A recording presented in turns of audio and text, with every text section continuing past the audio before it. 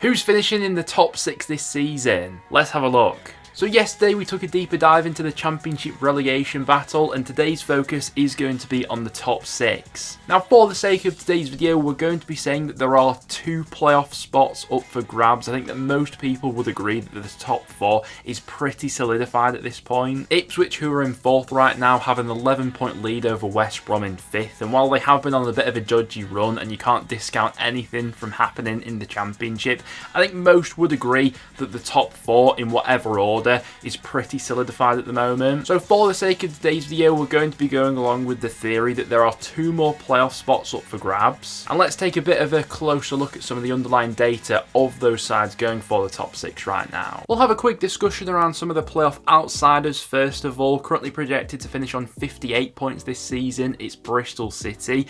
What's interesting about them actually is that they were actually averaging a higher points per game under Nigel Pearson at the beginning of the season than they have been since Liam Manning has come in. It's not been the greatest run of form for Bristol City recently. In their last 6 games, for example, averaging just 0.5 points per game. They have had some tough games in that recent run-in though, and perhaps been a little bit distracted by the cup action. More than likely, it looks like Bristol City are heading towards a mid-table finish. Currently projected to finish in 13th place, we then have Watford. They're on for 62 points right now, based on a points per game of 1.36. Now, Watford don't tend to lose many matches all season. They've only lost 9 games, which is the same amount as West Brom, and they're comfortably solidified in the top 6 right now. What's been a bit of an issue with Watford is how many draws there have been recently, but let's not forget this is a side that have only lost 3 of their last 20 league matches. Another potential issue for Watford, along with how many games they draw, is potentially a bit of a lack of depth there. They didn't add a lot in January. I do like the addition of Emmanuel Dennis, and I think he could be a game changer. Potentially though, they run the risk of running out of steam a little bit. I think that Valérien Ismaël is getting everything possible out of that squad right now. Going off the current metrics, it seems more than likely that they're on for a mid-table sort of finish, unless they were able to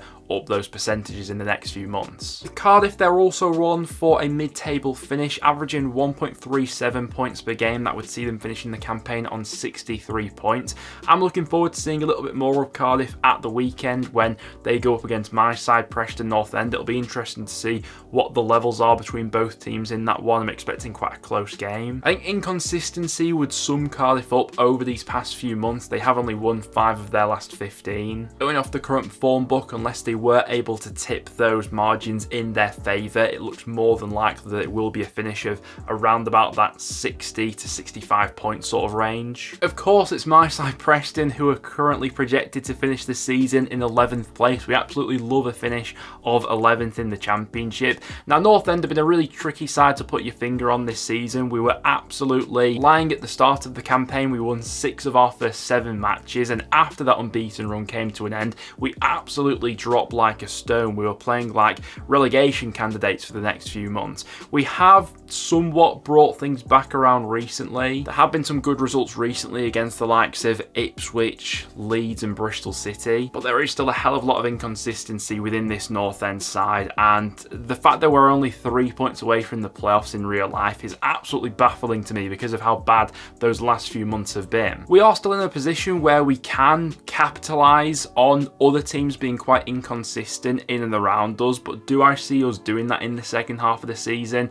I would be very surprised. I just don't think we're good enough. We didn't add anything in January, and while I don't think there were any gaping holes within that squad, I just think there are other sides around us that are better equipped to attack this second half of the season than Preston are. Slightly better off than Preston right now, it's Middlesbrough. They've averaged 1.41 points per game this season. That would see them finishing the campaign on 65 points if they were to maintain that. Now, Middlesbrough have had a really topsy-turvy season. Obviously a brilliant run in the Cups. It was a bit of a disastrous start to the season with how many games they lost early on. They managed to recover from that point, and then an unprecedented amount of injuries set in from there. A bit of reshuffle going on in January, but nothing too too crazy in the end. The biggest area where Middlesbrough can look to improve in this second half of the campaign, I think, is their home form. Compared to how many points they were averaging last season at the Riverside compared to this season, that has dropped off quite considerably. They've been one of the lowest scoring sides at home in the league so far this season, which is quite the contrary to how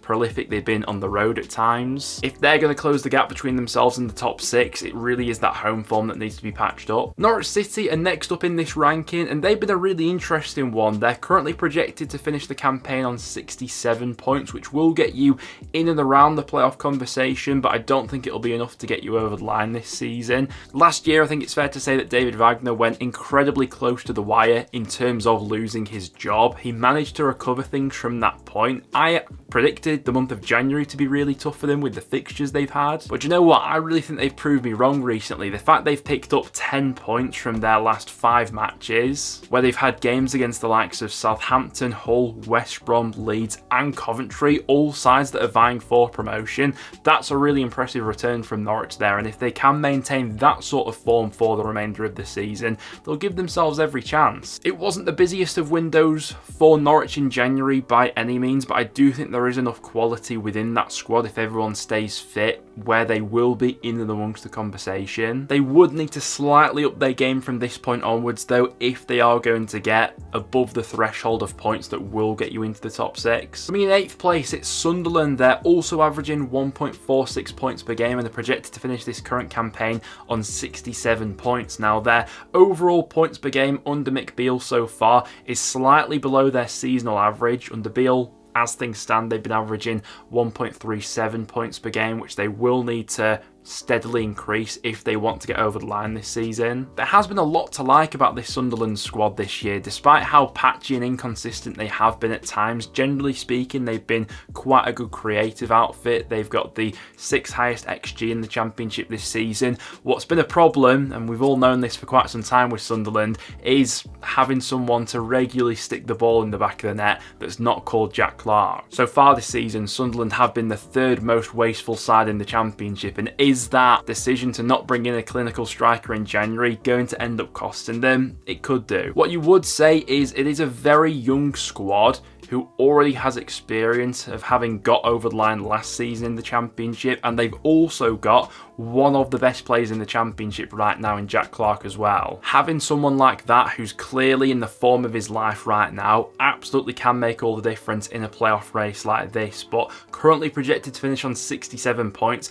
they'll need to up that if they want to get over the line. Currently projected to just miss out on the top 6, we've then got Coventry. As things stand over the full season, they've also been averaging 1.46 points per game. That would see them finishing on 67 points, but quite a lot of context I feel is required with Coventry. They had a really inconsistent and patchy start to the season where Mark Robbins was incorporating a lot of new players. They were switching systems and couldn't quite find what was right. But it is worth pointing out that since the middle of November, Coventry have been averaging 1.93 points per game, which, never mind playoff form, that's pretty much automatic promotion form. So since the middle of November, Coventry have been performing like an automatic promotion side. So the seasonal 1.46 points per game that they're currently averaging, I would expect that to be higher come the end of the season. I would expect Coventry to finish on more than 67 points, because that takes into consideration the slow start to the season that they've had, and I don't think they'll have a prolonged period where they don't win that many matches like they did at the start of the season now. Now, the loss of Ben Sheaf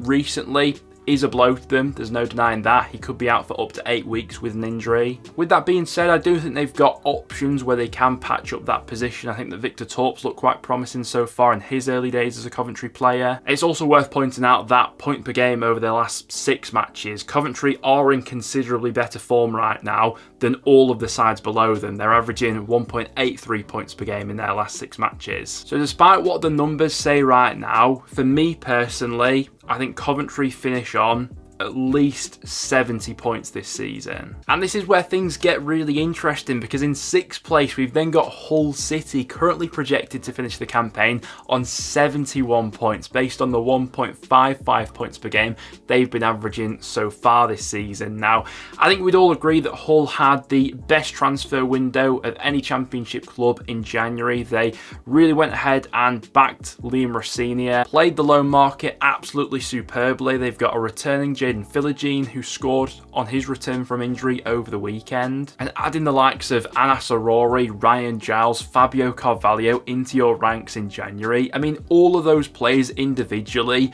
would be game changers on their own if they were added into any other of the promotion chasers. So the fact that Hull have got all three in their side really is a bump up for their promotion chances. What it does do is it adds a lot of fresh faces all in at once, and it's up to Rosenior to manage that, get that cohesion between those players almost instantly, because they can't afford much of a slowdown from this position, because like I say, I do think Coventry at least will finish on more than 67 points that they're projected to finish on. But if you were a Hull fan right now, generally speaking, I think you'd be pretty encouraged by those numbers. So going off what Hull are currently averaging, it will take at least 71 points this season to make it into the top 6, which is slightly higher than the threshold was last season. And then finishing things off in 5th place, currently projected to finish the campaign with 76 points, it would be West Brom. Now, Baggies fans, you've got to be pretty optimistic looking at those numbers. They're in good form right now, actually better